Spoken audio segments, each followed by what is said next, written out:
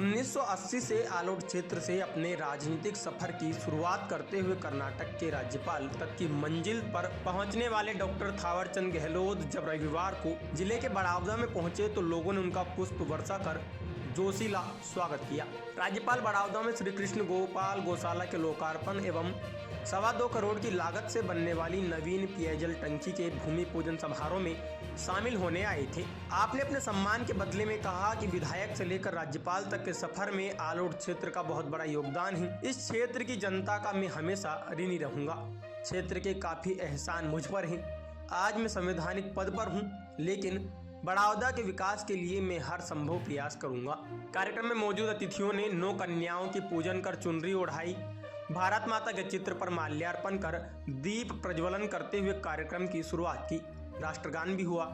अतिथियों का स्वागत नगर परिषद अध्यक्ष कल्पना कुमावत, जिला योजना समिति सदस्य अनिल अवस्थी, अध्यक्ष प्रतिनिधि राजेंद्र कुमावत, उपाध्यक्ष रशीद पठान, नेता प्रतिपक्ष पद्मा हिंगड़, सीएमओ मनोज कुमार शर्मा सहित सभी पार्षदों, कृष्ण गोपाल गौशाला समिति के अर्जुन शर्मा, अंकल ग्रुप, वाल्मीकि समाज आदि ने किया। अतिथियों को होरी हनुमान जी की तस्वीर प्रतीक चिन्ह के रूप में भेंट की गई। विशेष अतिथि राज्यसभा सांसद उमेश नाथ बाल गुरुजी, सांसद अनिल फिरोजिया, पूर्व विधायक जितेंद्र गहलोत, भाजपा जिला अध्यक्ष प्रदीप उपाध्याय आदि ने संबोधित किया।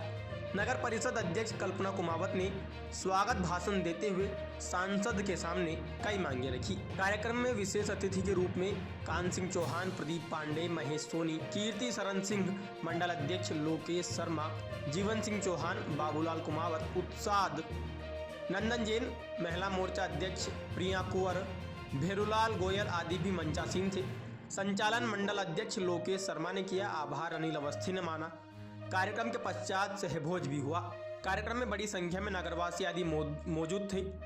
आयोजन की सफलता से राज्यपाल खुश दिखे। उन्होंने लगभग 2 घंटे का समय दिया। कई राजनीतिक पुराने मित्रों में मिलने की होड़ दिखी। उधर सांसद भी काफी देर तक ग्रामीणों से मिले। भूमिका भास्कर के लिए बड़ौदा से शिरीष सकलेचा की रिपोर्ट। मेरे बारे में सब जानते हैं। मैं तो हर समय यहाँ आता हूँ तो कहता हूँ कि मैं आलोट क्षेत्र का ऋणी हूँ और इस ऋण को जीवन पर्यंत निभाने की कोशिश करता रहूंगा, चुकाने की कोशिश करता रहूंगा। मैं जब 3 बार विधायक था और मंत्री था प्रदेश में, उस समय बड़ौदा को नगर पालिका बनाया था। बाद में पॉपुलेशन के मान से ये नगर परिषद हो गई। कैसे बनी ये पूरे ने उस समय के लोग सब जानते हैं। कुछ प्रतिपक्षी लोगों ने विरोध किया था, बोले ये तो विरोधी पार्टी के विधायक हैं, ऐसे ही मांग करते रहते हैं। परंतु उन्होंने आपत्ति भी की थी। बड़ावदी को इसमें मिलाना चाहिए था, परंतु अमरजी रायली साहब उस समय बड़ावदी के सरपंच थे, उनको भड़काया और उनसे आपत्ति कराई। वो बोला कि तेरी सरपंची चली जाएगी। वो वैचारिक दृष्टि से अपने थे, पर फिर भी उन्होंने आपत्ति की थी, तो फिर ठीकरे और फांसरा मिला दिया था। अब बहुत कम नगर परिषद ऐसी है जहां से मुख्यालय से 3-3 किलोमीटर की दूरी पर 2 गांव को उसमें मिलाकर के नगर पालिका बनाया।